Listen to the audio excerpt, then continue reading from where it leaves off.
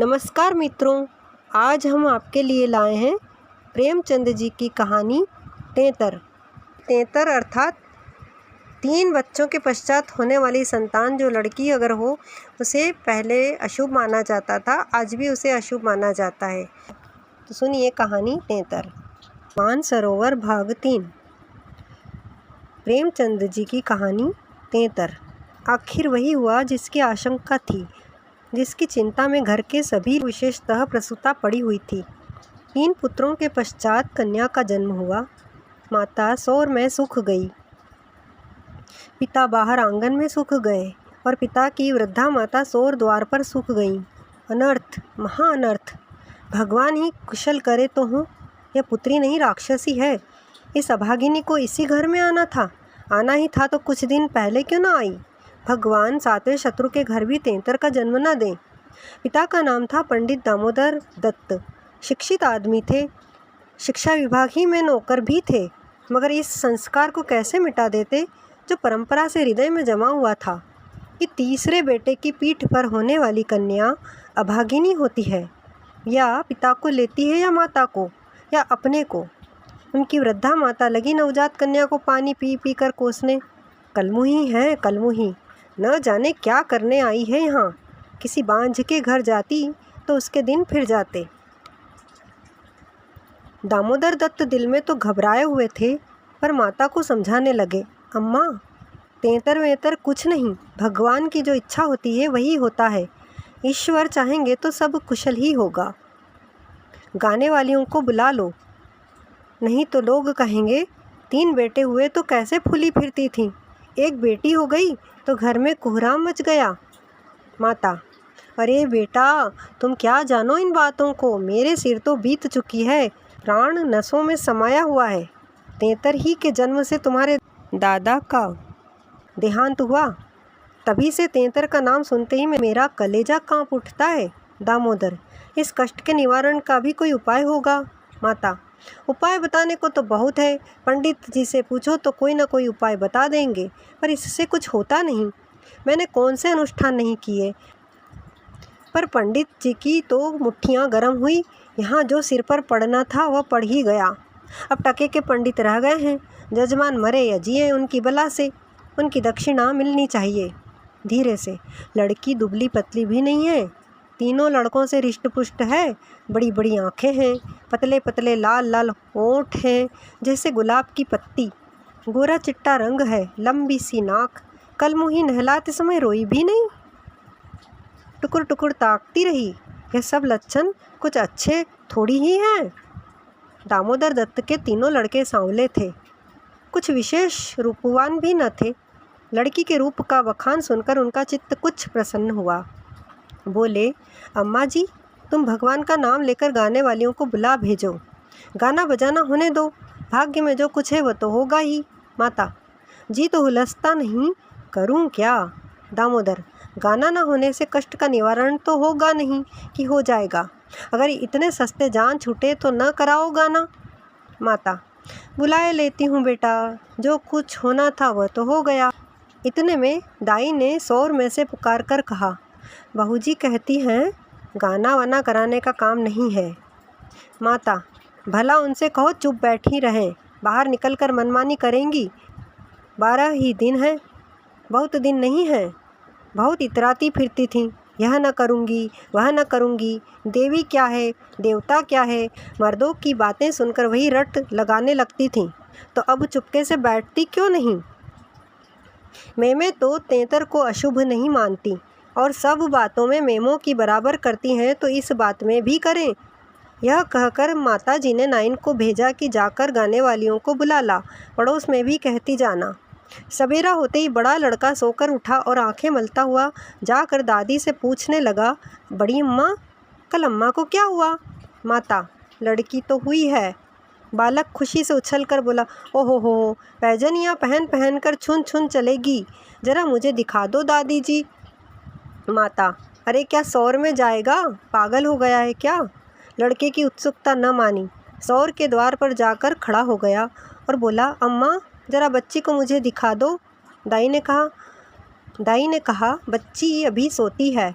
बालक, जरा दिखा दो। गोद में लेकर दाई ने कन्या उसे दिखा दी तो वहाँ से दौड़ता हुआ अपने छोटे भाइयों के पास पहुँचा और उन्हें जगा जगा कर खुशखबरी सुनाई।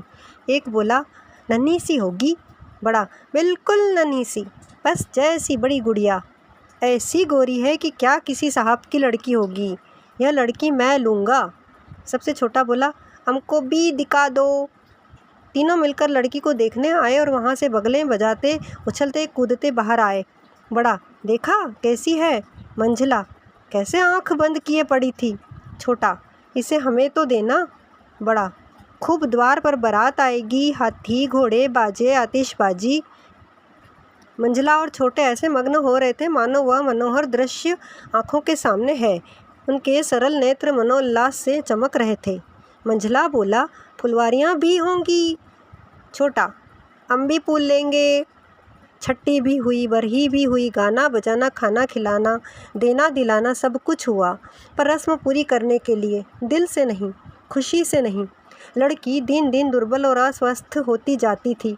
माँ उसे दोनों वक्त अफीम खिला देती और बालिका दिन और रात नशे में बेहोश पड़ी रहती। जरा भी नशा उतरता तो भूख से विकल होकर रोने लगती। माँ कुछ ऊपरी दूध पिलाकर अफीम खिला देती। आश्चर्य की बात तो यह थी कि अब की उसकी छाती में दूध ही नहीं उतरा। यूँ भी उसे दूध देर से उतरता था, पर लड़कों की बैर उसे नाना प्रकार की दूध वर्धक औषधियाँ खिलाई जाती। बार बार शिशु को छाती से लगाया जाता, यहाँ तक कि दूध उतर ही आता था। पर अब की यह आयोजनाएँ न की गई। फूल सी बच्ची कुम्हलाती जाती थी। माँ तो कभी उसकी ओर ताकती भी न थी। हाँ, नाइन कभी चुटकियाँ बजाकर चुमकारती तो शिशु के मुख पर ऐसी दयनीय, ऐसी करुण वेदना अंकित दिखाई देती कि वह आंखें पोंछती हुई चली जाती थी। बहू से कुछ कहने सुनने का साहस न पड़ता। बड़ा लड़का सिद्धू बार बार कहता, अम्मा बच्ची को दो, बाहर से खिला लाऊं, पर माँ उसे झिड़क देती थी। 3-4 महीने हो गए। दामोदर दत्त रात को पानी पीने उठे तो देखा कि बालिका जाग रही है। सामने ताक पर मीठे तेल का दीपक जल रहा था। लड़की टकटकी बांधे उसी दीपक की ओर देखती थी और अपना अंगूठा चूसने में मग्न थी। चुभ चुभ की आवाज़ आ रही थी। उसका मुख मुरझाया हुआ था, पर वह न रोती थी न हाथ पैर फेंकती थी। बस अंगूठा पीने में ऐसी मग्न थी मानो उसमें सुधा रस भरा हुआ है।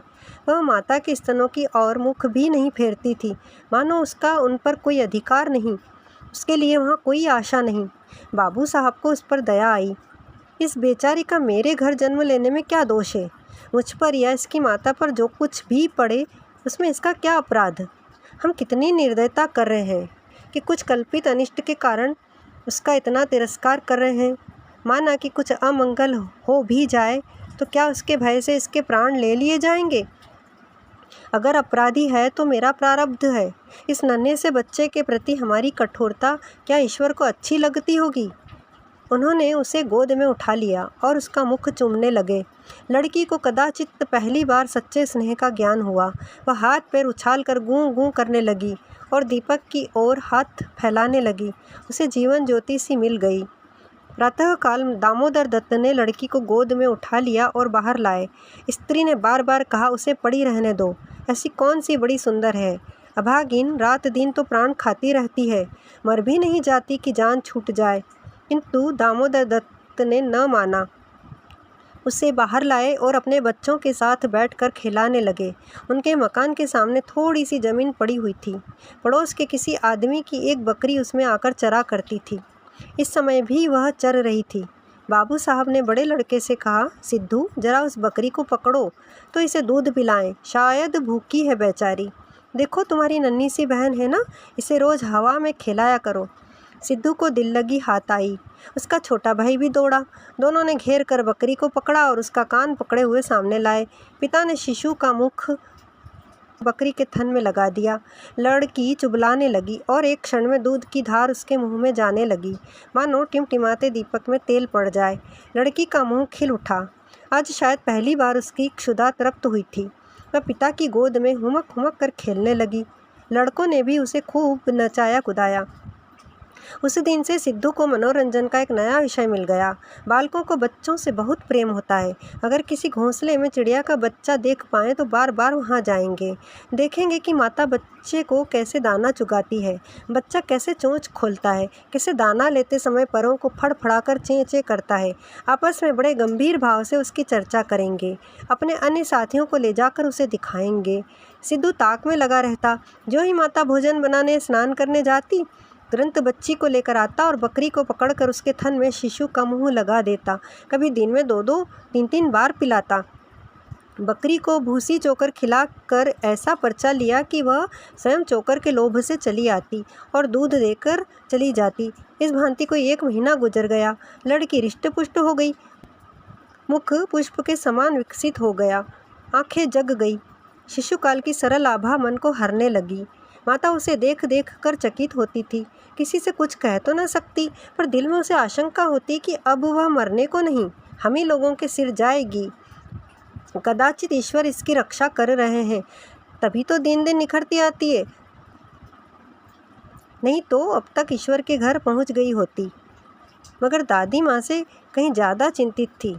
उसे भ्रम होने लगा कि वह बच्ची को खूब दूध पिला रही है, सांप को पाल रही है। शिशु की ओर आंख उठाकर भी न देखती। यहाँ तक कि एक दिन कह बैठी, लड़की का बड़ा छोह करती हो। हाँ भाई, माँ हो कि नहीं, तुम न छोह करोगी तो करेगा कौन?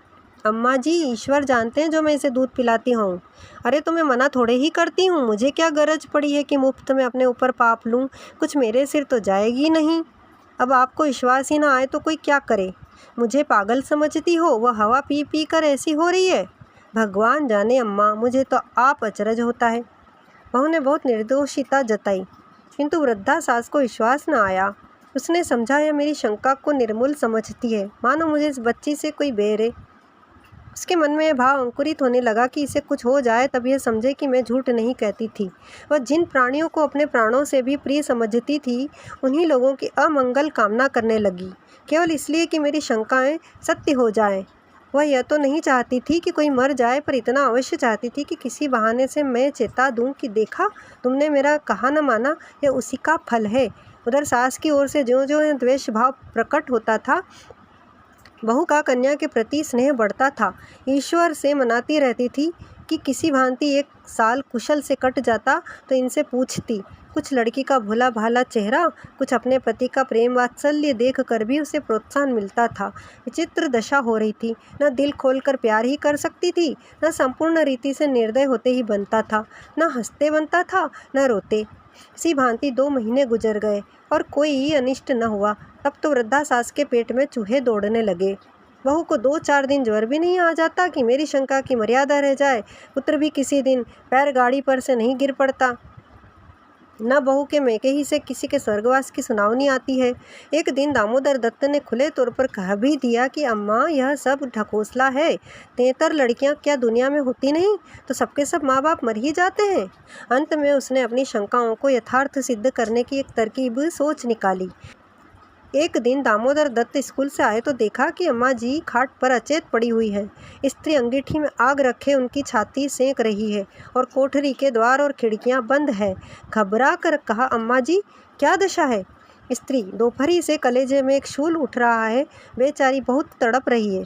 दामोदर, मैं जाकर डॉक्टर साहब को बुला लाऊं ना, देर करने से शायद रोग बढ़ जाए। अम्मा जी कैसी तबीयत है? माता ने आंखें खोली और कराहते हुए बोली, बेटा तुम आ गए, अब न बचूंगी। हाय भगवान, अब न बचूंगी। जैसे कोई कलेजे में बर्छी चुभा रहा हो। ऐसी पीड़ा कभी न हुई थी, इतनी उम्र बीत गई ऐसी पीड़ा नहीं हुई। स्त्री, यह कलमुही छोकरी न जाने किस मनहूस घड़ी में पैदा हुई। सास, बेटा सब भगवान करते हैं, बेचारी क्या जाने। देखो मैं मर जाऊं तो उसे कष्ट मत देना। अच्छा हुआ मेरे सिर आई, किसी के सिर तो जाती ही, मेरे ही सिर सही। हाय भगवान, अब न बचूंगी। दामोदर, जाकर डॉक्टर बुला लाऊं? अभी लौटा आता हूँ। माता जी को केवल अपनी बात की मर्यादा निभानी थी, रुपए न खर्च कराने थे। बोली, नहीं बेटा, डॉक्टर के पास जाकर क्या करोगे? अरे वो कोई ईश्वर है, डॉक्टर अमृत पिला देगा, 10-20 वह भी ले जाएगा। डॉक्टर वैद्य से कुछ न होगा। बेटा तुम कपड़े उतारो, मेरे पास बैठकर भागवत पढ़ो, अब न बचूंगी। हाय राम। दामोदर, नेतर बुरी चीज़ है, मैं समझता था कि ढकोसला ही ढकोसला है। स्त्री, इसी से मैं उसे कभी मुँह नहीं लगाती थी। माता, बेटा बच्चों को आराम से रखना, भगवान तुम लोगों को सुखी रखे।